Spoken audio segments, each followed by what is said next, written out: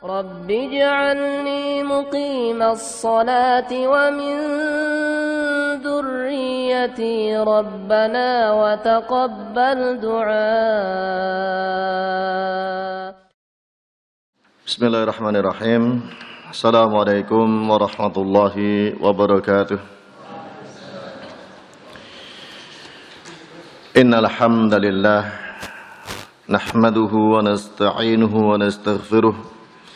ونعوذ بالله من شرور أنفسنا ومن سيئات أعمالنا من يهده الله فلا مضل له ومن يضلل فلا هادي له أشهد أن لا إله إلا الله وحده لا شريك له وأشهد أن محمدا عبده ورسوله لا نبي بعده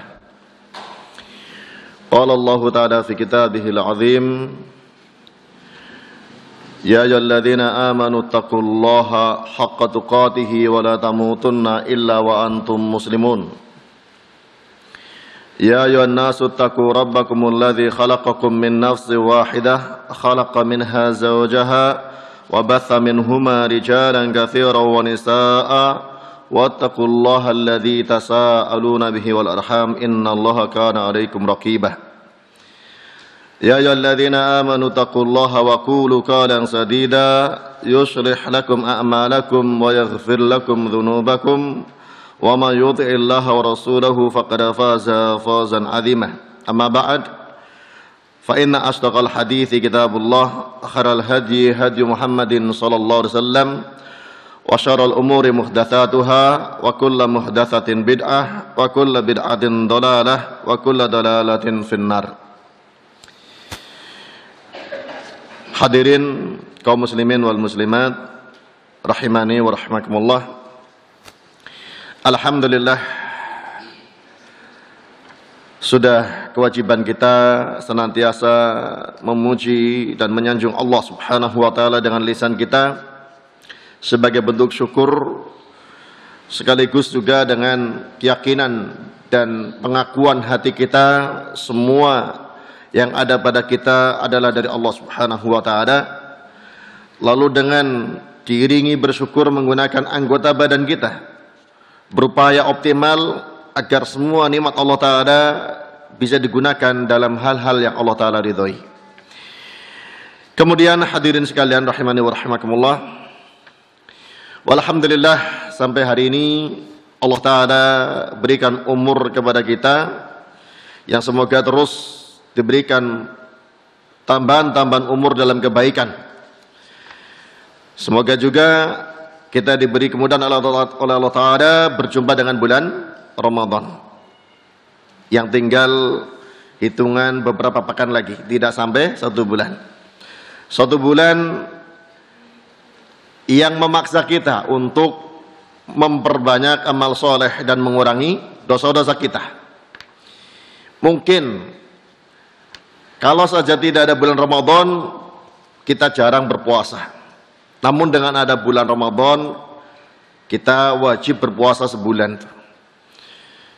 Tanpa ada bulan Ramadan, kita jarang-jarang mungkin untuk sholat malam sampai 11 rakaat.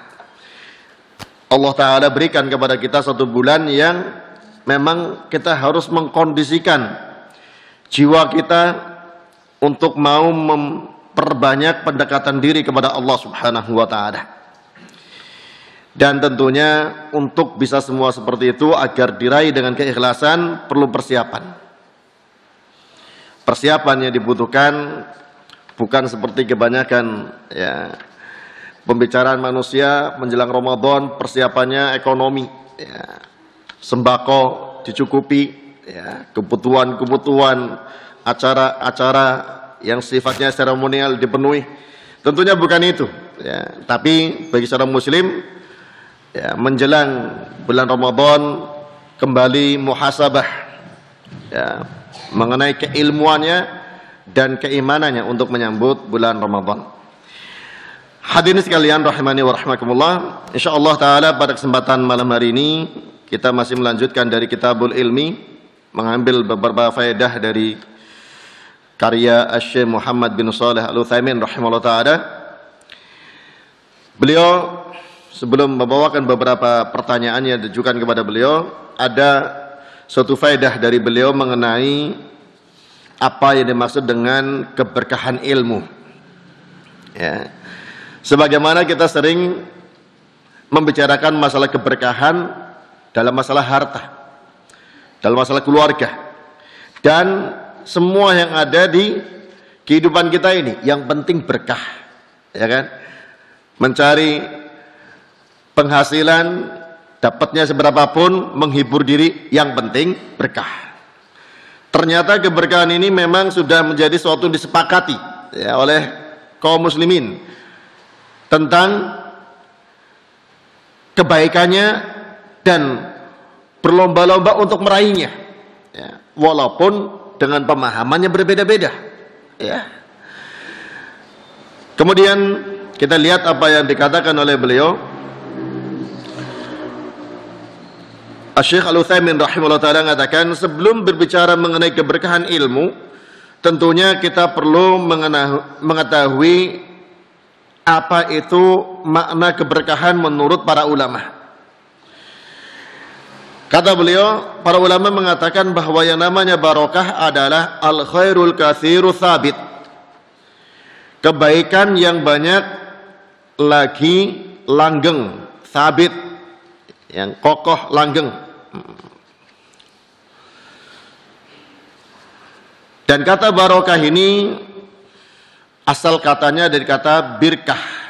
Ya, birkah ini bahasa Arab, mana asalnya majma'ul ma', tempat berkumpulnya air. Dalam bahasa kita tempat berkumpulnya air banyak ya, ada yang alami seperti sendang ya, atau yang lebih luas danau, yang lebih luas lagi lautan tentunya ya, atau yang buatan manusia, kolam, lebih besar lagi waduk ya. Ini tempat berkumpulnya air yang makanya besar kecilnya berbeda-beda. Asal katanya al-barokah dari kata al-birkah, tempat berkumpulnya air. Kemudian al-barokah ini kata Syekh Al-Utsaimin rahimahullah ta'ala bisa dari harta, bisa dari anak, bisa dari ilmu. Segala hal yang Allah ta'ala berikan itu tentunya kita mohon kepada Allah terdapat keberkahan di dalamnya. Harta kita ya, seberapapun yang kita dapatkan dari Allah, kita mengharapkan ada kebaikan yang banyak yang langgeng di dalam harta kita. Keluarga kita, istri, anak, orang tua, kerabat, ya, keluarga besar ini juga yang kita dapatkan dari Allah Subhanahu wa ta'ala ini, kita mengharapkan keberkahannya. Makanya tak kala manten selesai mengucapkan ijab dan qabul, didoakan oleh orang yang hadir, barakallahu laka wa baraka alaika. Doa memohon keberkahan 2 kali berulang, barakallahu laka wa baraka alaika. Intinya ya semoga Allah Ta'ala memberkahi engkau ya, wa jama'a bainakuma fi khairin, dan mengumpulkan engkau berdua dalam kebaikan. Nah, mendoakan agar orang yang telah melangsungkan ijab kabul itu mendapatkan kebaikan yang banyak lagi langgeng dalam rumah tangganya, dalam anak-anaknya, dalam hartanya, dalam semua yang dijalaninya di dalam rumah tangga tersebut. Hadirin sekalian rahimani wa rahimakumullah. Kata beliau kemudian, li'anna Allah azza wa jalla idza lam yubarik laka fi ma a'taka khurrimta khairan katsira. Karena kalau Allah azza wa jalla tidak memberkahi bagimu pada apa yang Allah berikan padamu, engkau akan terhalang dari kebaikan yang banyak. Artinya kalau tidak ada keberkahan, berarti sebaliknya yang ada adalah keburukan, kejelekan. Harta yang membawa keberkahan ya, pertama tentunya halal ya, itu kebaikan. Kemudian tak kalah digunakan dalam perkara yang halal, ini keberkahan. Kaitannya memperoleh dengan cara yang halal dan digunakan dalam perkara yang halal. Itu sudah berkah. Tak kala digunakan dalam perkara yang halal yang membawa manfaat lebih luas lagi, berkahnya lebih banyak lagi tentunya. Ya, bukan sekedar digunakan dalam perkara yang halal, tapi dipergunakan dalam hal-hal yang mendatangkan manfaat sangat luas bagi Islam dan kaum muslimin. Ya. Kalau untuk makan, minum halal. Ya. Untuk rekreasi halal. Tapi kalau kemudian untuk membiayai anak menuntut ilmu, untuk membiayai kaum muslimin bisa menunaikan sholat berjamaah, bangun masjid, membiayai kaum muslimin untuk mudah anak-anaknya belajar, bangun madrasah, bangun pesantren, lebih banyak lagi keberkahannya tentunya. Ini dalam masalah harta. Kemudian kata Syekh Al-Utsaimin rahimahullah, ma aktsarun nas alladzina 'indahumul mal al-katsir wa hum fi idadil fuqara. Limadha? Banyak di antara manusia yang mereka memiliki harta banyak namun tergolong fakir. Kenapa bisa demikian? Kata beliau, li'annahum la yantafi'una bima lahum. Karena mereka tidak memanfaatkan harta yang mereka miliki. Tajidu indahum minal amwal ma la yuhsah. Mereka memiliki harta yang kecukupan, bahkan kadang tidak terhitung, ya. Lakin yaqsuru ala ahlihi fin nafaqah, akan tapi bakhil dalam menafkahi keluarganya. Wa ala nafsihi, dan bakhil terhadap dirinya, dan tidak memanfaatkan hartanya. Nah, ada yang kondisi seperti ini, ya. Hartanya cukup, bahkan dikategorikan sebetulnya orang kaya, tapi dalam kehidupannya memposisikan orang fakir. Ini yang kadang-kadang ya tidak terasa ada pada sebagian kaum muslimin. Nah, sebetulnya orangnya kecukupan dari sisi zahirnya, rumahnya termasuk yang permanen dan cukup luas. Kendaraannya nggak hanya roda 2, ada roda 4. Tapi giliran membeli gas, membelinya yang tabung kecil, padahal pemerintah sudah menetapkan khusus untuk orang miskin. Padahal dia orang kaya, merasanya miskin. Ngambil jatahnya orang miskin, memposisikan orang miskin. Untuk nafkahi diri sendiri aja pelit untuk memakai gas yang tidak bersubsidi, ya. Dan ini ternyata sudah ya disinggung oleh para ulama. Banyak orang fakir namun memposisikan diri, menempatkan diri sebagai, ya, banyak orang kaya memposisikan diri sebagai orang fakir, waliyadzubillah. Artinya apa?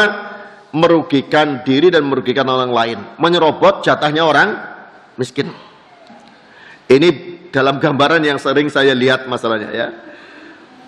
Kadang-kadang ya nyata depan mata kita orang-orang mampu, tapi pembantunya, bahkan punya pembantu, beli gasnya gas yang subsidi dari pemerintah, yang tulisannya besar-besar, ya, khusus untuk orang miskin. Ini baru satu sisi, belum yang lain. Ya, sering kita dengar pernah ada pemberian bantuan dari pemerintah beras raskin, nggak gratis, tapi harga murah.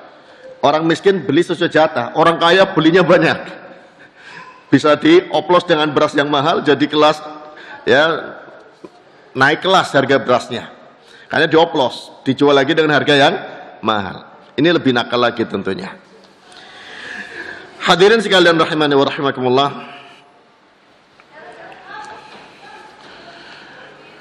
Orang seperti ini dikatakan oleh beliau, wal ghalib anna man kanat hadhi haluh wa yukhillu bima yajibu alaih an yusallitallahu ala amwalihi afatun tudhibuha.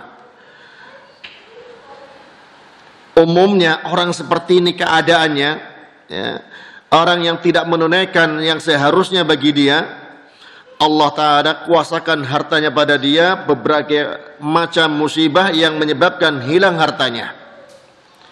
Bisa jadi dengan akhirnya anaknya sakit, biaya mahal.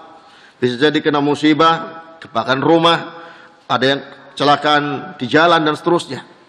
Dia pelit, bakhil, memposisikan orang fakir dalam beberapa hal yang akhirnya malah Allah Ta'ala timpakan musibah yang menyebabkan hartanya hilang.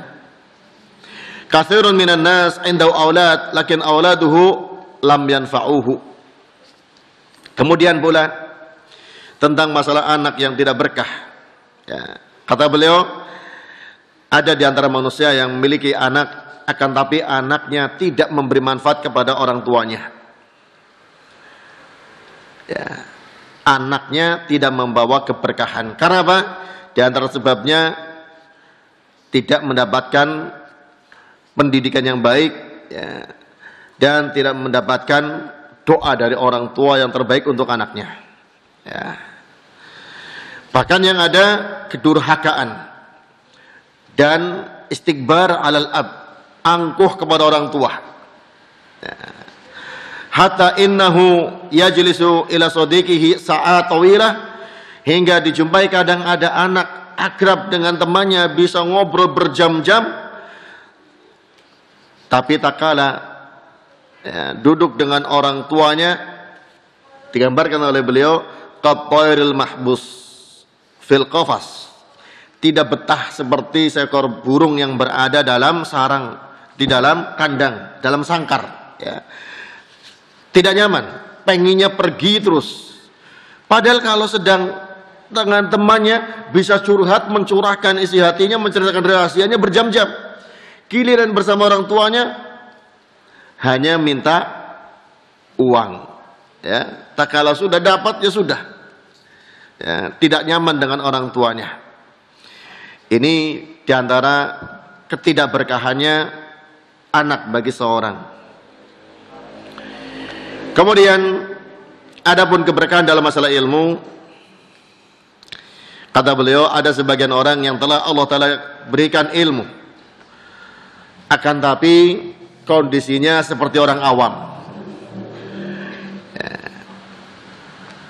Ada orang yang sudah Masya Allah belajar bahasa Arab, bisa baca, bisa memahami apa yang dibacanya. Ya. Dengan bisa bahasa Arab berarti juga lancar baca Quran. Ya, faham apa yang dibaca, ngerti artinya, dan sudah mempelajari beberapa kitab hadis. Tapi wal'iyadzubillah tidak nampak pengaruh ilmu padanya, tidak nampak pada ibadahnya, tidak nampak pada akhlaknya, tidak nampak pada perilakunya, tidak nampak dalam interaksinya dengan masyarakat. Ini yang digambarkan oleh beliau. Ya. Makanya tak kala kita belajar bukan semata-mata untuk mendapatkan wawasan, ya, tambahan pengetahuan. Kalau sekadar mendapatkan tambahan pengetahuan, wawasan, ya, dengan rajin baca, ya, itu akan bertambah wawasannya dan pengetahuannya. Tapi belum tentu mendapatkan keberkahannya. Ya. Keberkahan ilmu itu tentunya tak kala seorang dapat mengamalkan ilmunya, sebagaimana nanti akan dijabarkan oleh beliau. Ya. Orang yang tidak diberkahi ilmunya, bal qad yaksibuhul ilmu istikbaran ala ibadillahi wa uluwan alaihim wa ikhtiqaran lahum. Bisa jadi ada orang yang tidak berkahi ilmunya, dia malah angkuh kepada hamba-hamba Allah, merasa tinggi kepada manusia, dan di sisi lain sekaligus meremehkan orang lain. Kalau dia merasa tinggi, berarti yang lain dianggap rendah, dianggap remeh.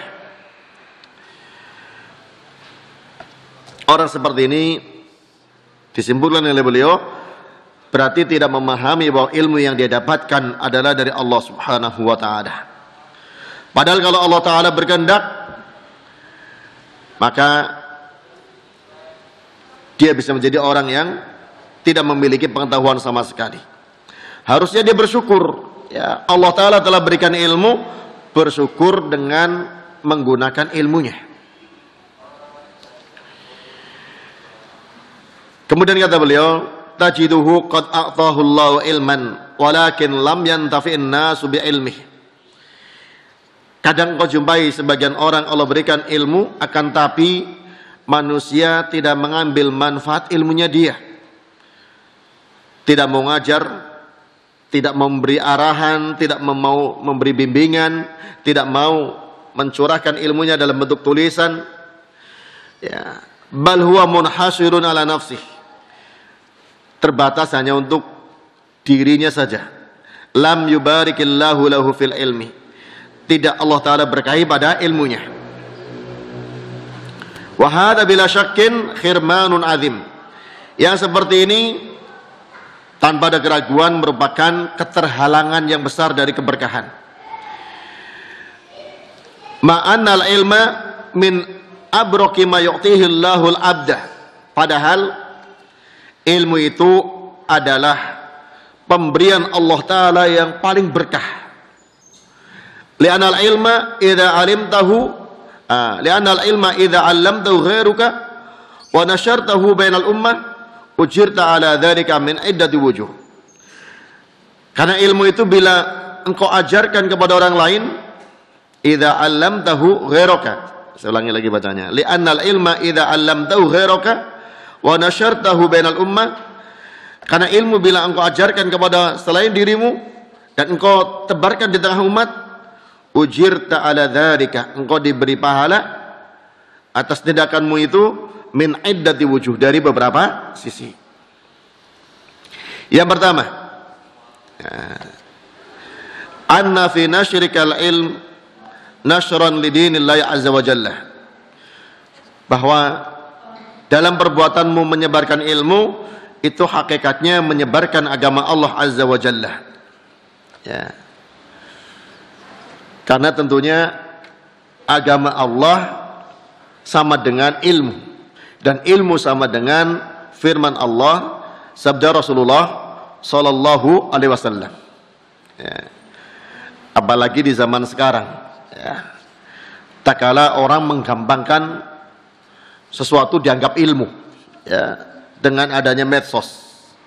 Sekadar cuap-cuap dianggap ilmu. Nah, ini yang kembalikan lagi, ya. Bahwa seorang muslim tak kala bicara tentang ilmu, ya ada firman Allah di sana dan ada sabda Rasulullah sallallahu alaihi wasallam. Nah, ini yang ya perlu dibiasakan. Tak kala memposting atau membuat status ya yang katanya ilmu, biasakan selalu ada ya firman Allah dan sabda Rasulullah sallallahu alaihi wasallam. Dan ini yang paling kuat, ya. Bagi orang yang sudah memahami tentang prinsip agama, agama ya sama dengan firman Allah dan sabda Rasulullah sallallahu alaihi wasallam. Kalau ucapan manusia, apalagi yang bukan dari kalangan para ulama, yang ucapannya tidak bersandar, ya tidak perlu dihiraukan. Itu bukan ilmu, ya. Ini yang sering dikatakan oleh para ulama kita seperti Imam Syafi'i rahimahullah ta'ala. Kalau beliau bicara tentang ilmu, ya maqalallahu wa maqala rasuluhu.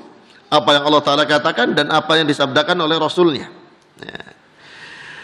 Kemudian kata beliau, fatakunu minal mujahidin.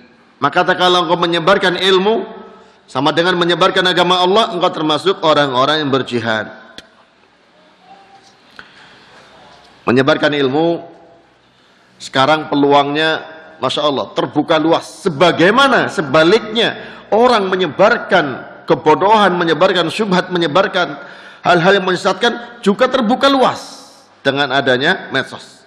Maka bagi orang telah memiliki ilmu, gunakanlah untuk ya mengimbangi maraknya syubhat, maraknya kebodohan, maraknya ya, penyesatan dan lain-lain. Terutama sebagaimana kita sebutkan tadi dengan membawakan firman Allah dan sabda Rasulullah sallallahu alaihi wasallam.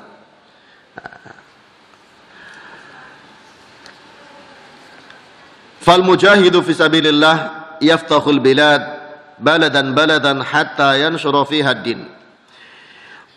Kalau yang berjihad di jalan Allah menggunakan senjata, itu menaklukkan negeri demi negeri hingga tersebar agama di negeri tersebut. Wa anta taftahul quluba bil ilmi hatta tanshura fiha syari'atullah azza wa jalla. Adapun yang berjihad dengan ilmu, maka ini membukakan hati dengan ilmu hingga syariat Allah azza wa jalla tersebar di hati-hati manusia.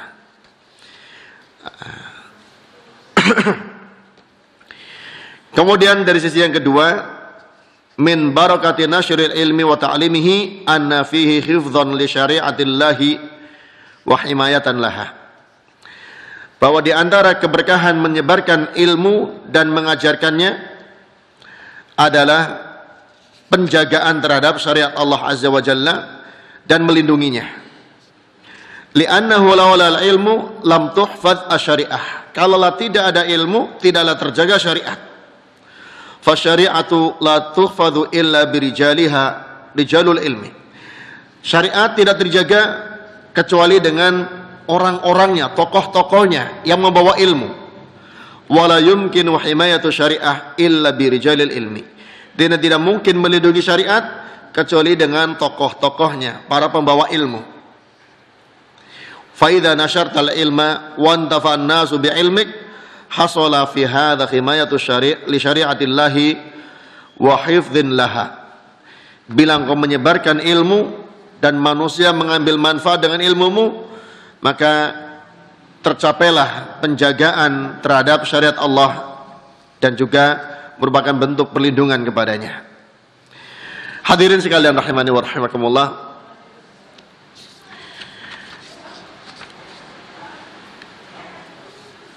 orang yang tak kalah gemar dengan ilmu dan menjadi hal yang terus terngiang-ngiang dalam pikirannya, yang ada dalam benaknya dan dia ingin sebarkan, maka ini akan membuahkan kebaikan bagi dia bukan hanya di saat dia masih hidup, akan terus mengalir bagi dia sampai dengan hari kiamat. Sebagaimana yang sering diterangkan para ulama, bahwa menyampaikan ilmu itu amalan yang pahalanya mengalir terus menerus, bukan hanya di saat orang itu masih hidup, walaupun telah meninggal dunia, terus mengalir sampai kapan? Sampai terjadinya hari kiamat. Tak kala sudah tidak ada lagi pemberian pahala, yang ada adalah pementikan pahala nanti. Tak kala berakhir sudah, berakhir pula aliran pahala bagi orang yang menyebarkan ilmu dan yang lain-lainnya tentunya.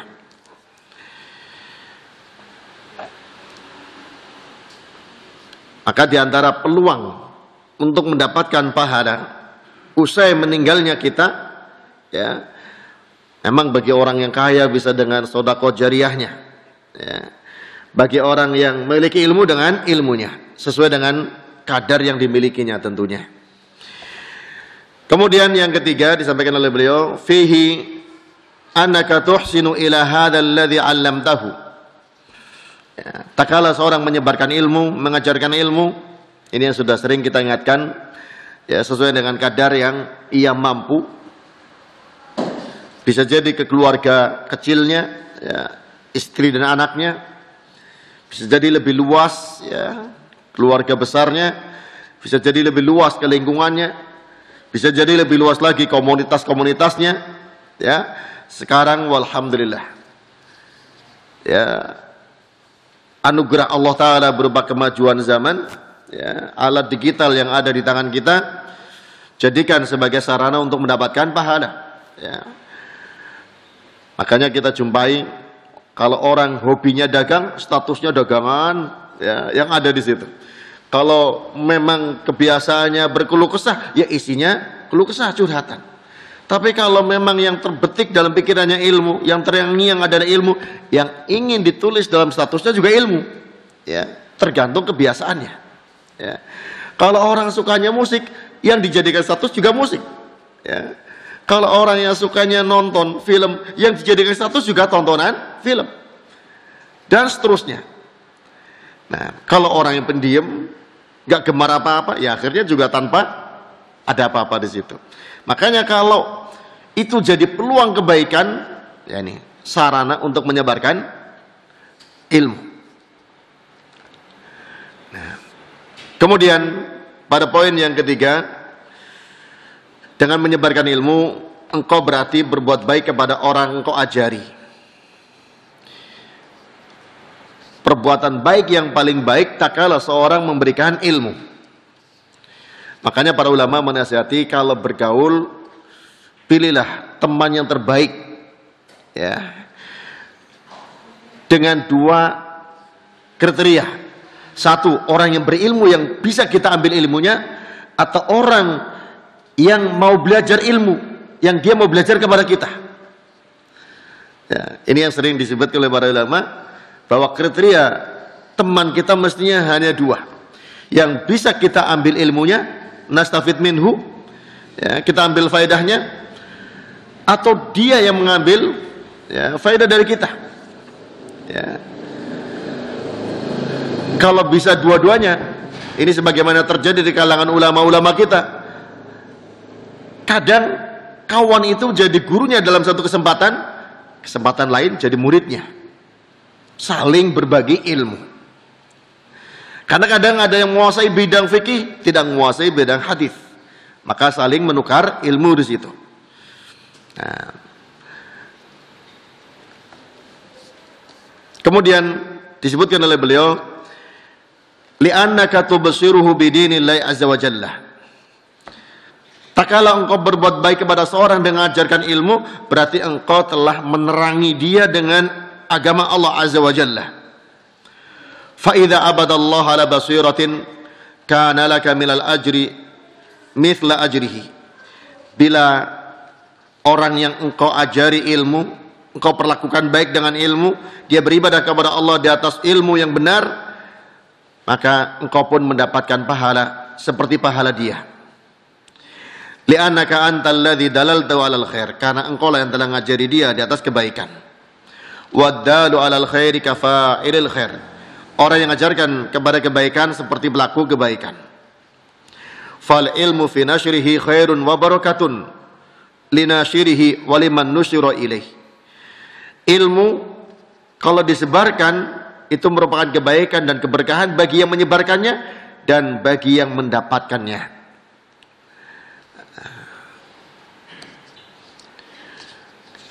Kemudian yang keempat, anna fi nashril ilmi wa ta'limihi ziyadatun lahu, bahwa dalam menyebarkan ilmu, mengajarkan ilmu, ada tambahan ilmu di dalamnya. Orang yang mau menyampaikan kepada orang lain, ya, berbeda dengan tak kala ingin menyampaikan harta. Kalau dia punya harta disampaikan ke orang lain, zahirnya berkurang, ya. Tapi kalau ilmu yang disampaikan kepada orang lain, ilmunya bertambah. Kenapa? Li'annahu istidkarun lima hufidha, karena menyampaikan ilmu itu mengingat kembali apa yang sudah dihafal. Wanfitahun lima lam yukhfad, dan membuka ilmu baru yang belum dia ketahui atau belum dia hafal. Kata beliau, kata Syekh Al-Utsaimin rahimahullah ta'ala, banyak orang alim yang belajar dari muridnya, ya. Banyak orang-orang yang berilmu mengambil ilmu dari muridnya. Bisa jadi wujudnya pertanyaan, sang guru ternyata kaget dengan pertanyaan tersebut. Oh iya, saya sendiri baru dengar masalah ini melalui pertanyaan engkau, saya belajar dulu. Ini salah satu bentuknya. Atau bisa jadi tak kala seorang guru menyampaikan suatu pendapat, muridnya menyampaikan, di sana ada pendapat lain ya Ustadz, misalnya saya mendengar atau saya baca, sampaikan pendapat lain begini-begini. Sang guru, oh ya, ini ilmu baru, ya. Makanya tak kala menyampaikan ilmu kepada orang-orang yang belajar, itu sebetulnya keuntungan dari sisi menjaga yang sudah ada, membuka ilmu baru, dan bisa jadi juga untuk memperbaiki apa yang sudah diketahui ternyata keliru, ya. Ternyata yang dia ketahui ilmunya itu tidak benar atau tidak kuat. Pendapat yang kuat ternyata yang disampaikan oleh muridnya. Dan ini salah satu karakter orang alim yang jujur dalam berilmu. Tidak gengsi, tidak tertutup dari siapapun datangnya ilmu itu, walaupun dari muridnya.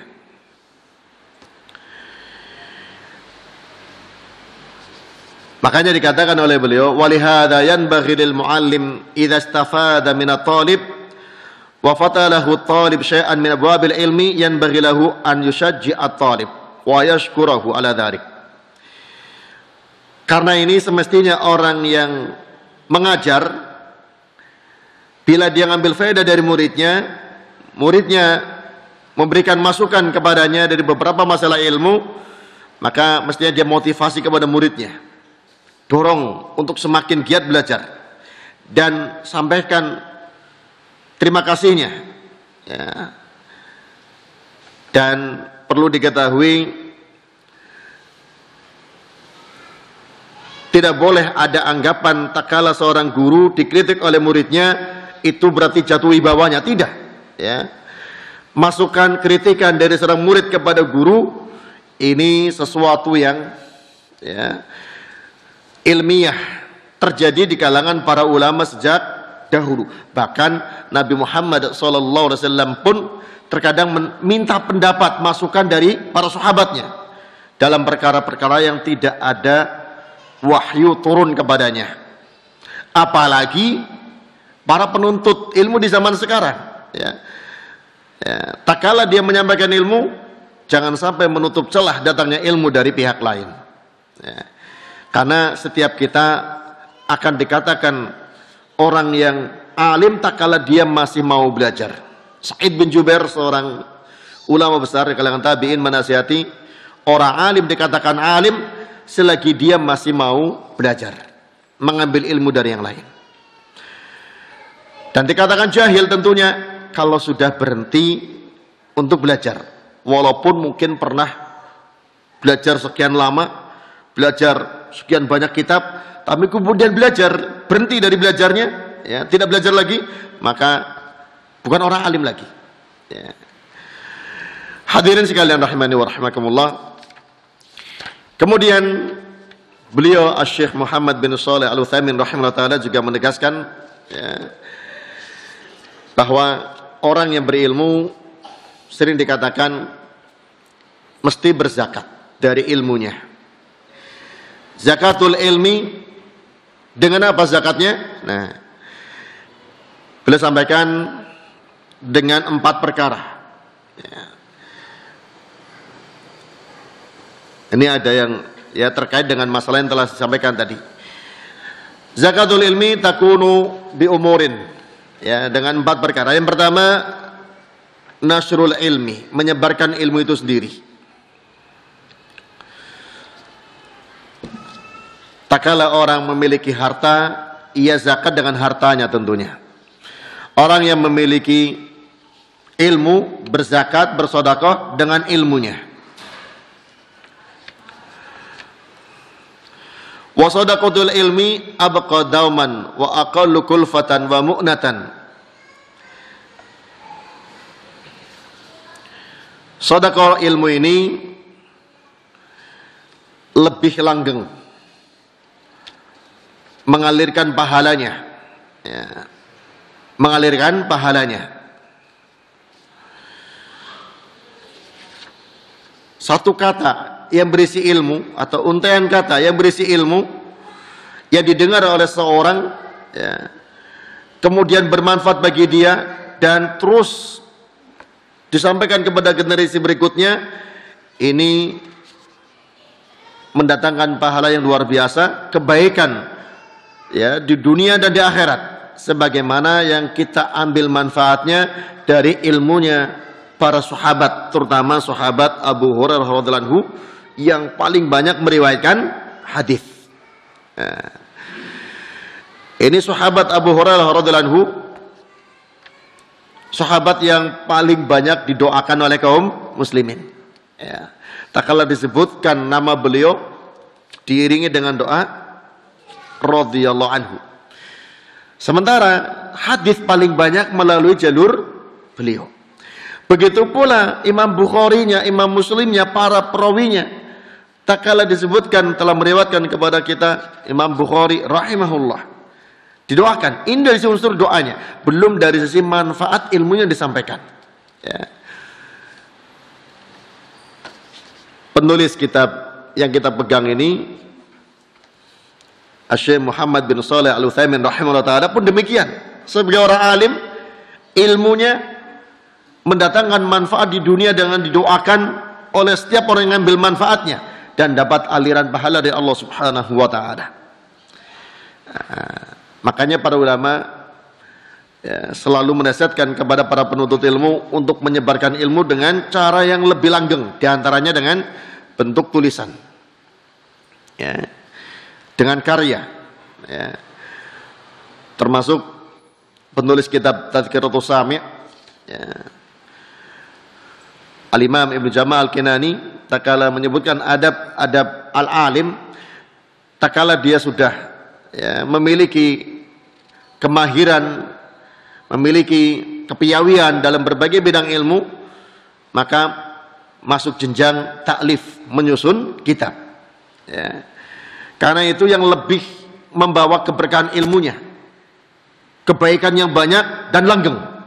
Sebagaimana banyak kita jumpai kitab-kitab karya para ulama yang merupakan sedekah mereka yang terus menerus, luar biasa.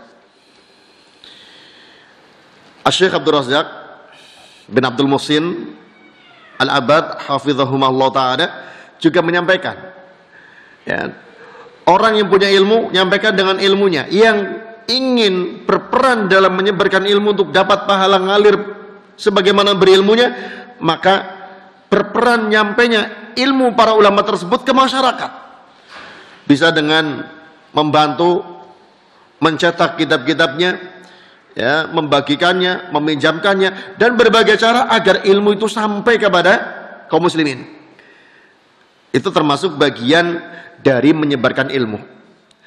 Jadi menyebarkan ilmu tidak hanya ustadz, para dai, para mubaligh atau para masyayikh, para alim, tidak. Termasuk, insya Allah ini tentunya niat-niat para panitia, para penggiat dakwah, adalah tujuannya menyebarkan ilmu. Karena ini yang niat harus selalu diperbaiki, dijaga agar supaya upaya-upaya kita mendapatkan pahala ngalir itu betul-betul terus ada, tidak ternodai oleh niat-niat yang lain. Makanya tak kala kita berlomba-lomba menjadi panitia kajian, lomba-lombanya dengan niat untuk mendapatkan pahala mengalir. Padahal kaidahnya tentunya kita tahu, kalau dalam masalah akhirat hukum asalnya berlomba-lomba, jangan dorong-dorongan. Tapi kebiasaan kita biasanya kalau untuk jadi panitia kebaikan malah dorongan. Kamulah. Harusnya kalau memang dianggap cakap, punya kemampuan, ya bismillah. Dia pengen, karena apa? Ini masalah akhirat. Ini peluangnya pahala. Berarti saya yang harus maju, Karena dalam masalah pahala perintahnya fastabiqul khairat. Menyebarkan ilmu ini jelas ladang pahala besar. Makanya orang-orang yang diberi kesempatan oleh Allah Ta'ala dalam bidang ini, di samping harus semangat, juga senantiasa menjaga niat-niat kita. Sudah masuk waktu Isya? Mana muadzin, silakan muadzin, adzan dulu.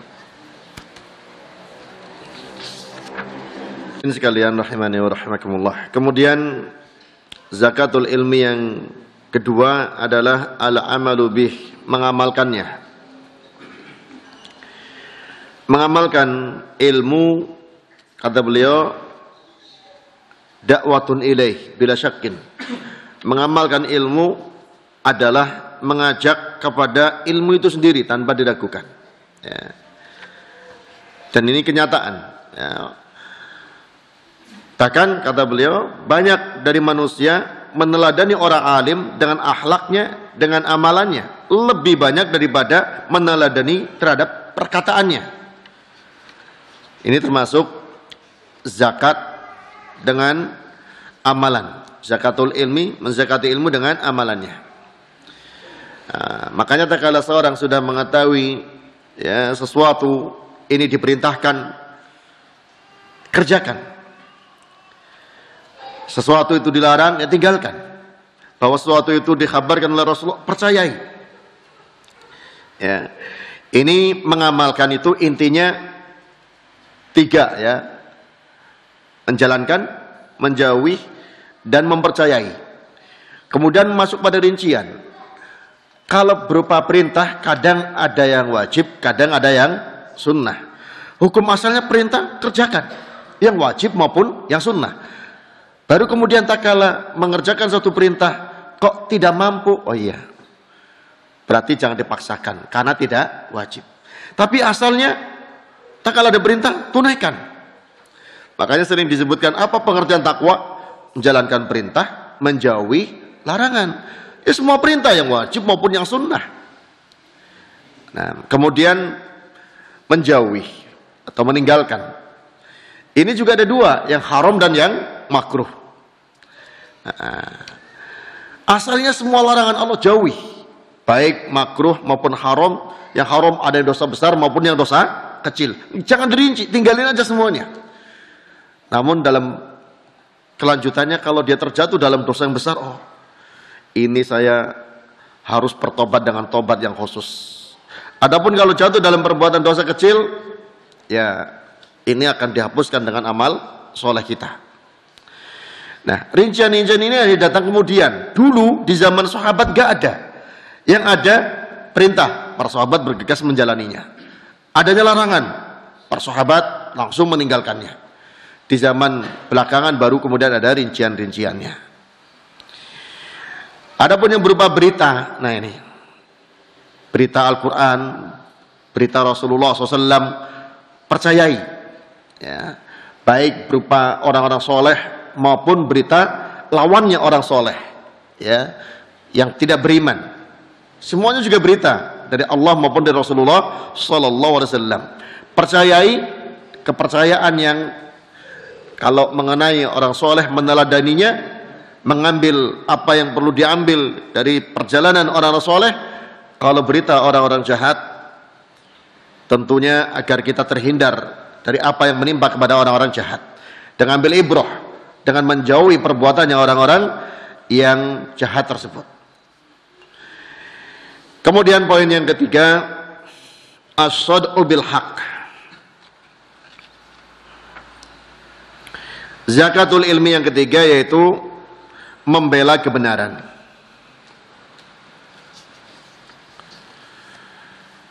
Membela kebenaran. Tak kala ada yang menyebarkan kebatilan, maka kita gencar menyebarkan ya yang benar. Misalnya sedang ramai-ramainya menyebarkan suatu kebid'ahan, kita mengimbanginya dengan menyebarkan yang sesuai dengan sunnah Rasulullah Sallallahu Alaihi Wasallam.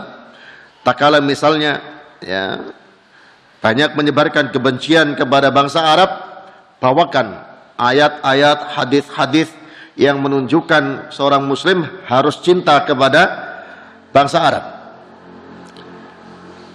Ya, bangsa Arab yang tentunya bukan sekadar bangsa Arab, karena Arab itu menjadi bahasa Al-Quran. Arab itu menjadi tempat lahirnya Nabi Muhammad SAW. Arab menjadi tempat kota yang terbaik, Masjidil Haram dan Masjid Nabawi. Dan menjadi bahasanya kaum muslimin dalam keseharian. Sholat kita dengan bahasa Arab. Ada mencoba dengan selain bahasa Arab? Gak sah, disepakati oleh kaum muslimin. Ya pada. Jadi kita mencintai Arab ini karena itu syariat kita, Al-Qur'annya, hadisnya, keseharian kitanya dalam beribadah kepada Allah dengan bahasa Arab. Bahkan kalau kita urut, yang benci kepada bangsa Arab itu orang-orang Bani Israel, Yahudi. Kenapa? Karena para nabi sejak Nabi Yakub alaihissalam sampai dengan Nabi Musa, Nabi Isa, semuanya Bani Israel. Dan sudah diberitahukan bahwa akan datang di akhir zaman penutup para nabi, para rasul. dalam Taurat, dalam Injil, dalam Zabur yang mereka sudah tahu, ciri-cirinya sudah tahu. Mereka tunggu-tunggu. Mereka tahu juga perkiraan tahunnya. Maka mereka di tahun kelahiran Nabi SAW sampai dengan umur beliau remaja, banyak orang Bani Israel dari kalangan Yahudi mencari-cari seorang yang ya ada tanda-tandanya. Sebagaimana dalam sejarah sudah ya sering kita dengar. Dan tak kala muncul seorang nabi dari bangsa Arab dengan bukti-bukti yang benar, mereka nggak bisa menolak sebetulnya. Hanya saja bukan dari Bani Israel, ternyata dari bangsa Arab. Mereka menolaknya, ingkar dan tidak mau beriman hanya karena dari bangsa Arab. Bencinya luar biasa, hasadnya Bani Israel dari kalangan Yahudi ini kepada Nabi Muhammad SAW bukan karena ajaran awalnya. Kenapa? Karena dari bangsa Arab. Karena dalam Taurat mereka sudah diberitahu, sudah mereka tunggu-tunggu. Ternyata bukan dari yang mereka harapkan. Maka kalau sekarang muncul kebencian kepada bangsa Arab, itu sudah ada sejak zaman Nabi Muhammad SAW, dan bisa jadi itu memang titipannya orang-orang Yahudi. Benci kepada bangsa Arab dihembuskan dengan berbagai tren. Trennya apa yang sedang bisa diangkat untuk membenci bangsa Arab? Ya, dengan segala plus minusnya orang Arabnya, tapi kita mengerti Al-Quran bahasa Arab, hadisnya bahasa Arab, sholat kita bahasa Arab, Mekah tempat ibadah haji, umroh, dan Masjid Nabawinya di tanah Arab. Ya.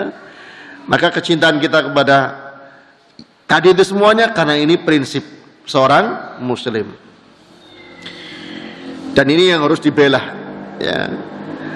Kemudian yang keempat, zakatul ilmi adalah dengan al-amru bil ma'ruf wa nahyunil munkar.